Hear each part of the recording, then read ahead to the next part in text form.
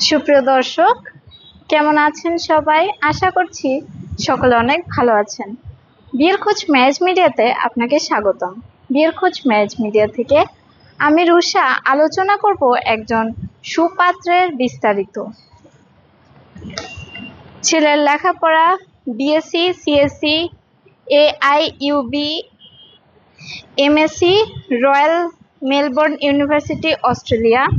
ছেলের প্রফেশন অস্ট্রেলিয়াতে একজন সফটওয়্যার ইঞ্জিনিয়ার। ছেলের বয়স 30 বছর।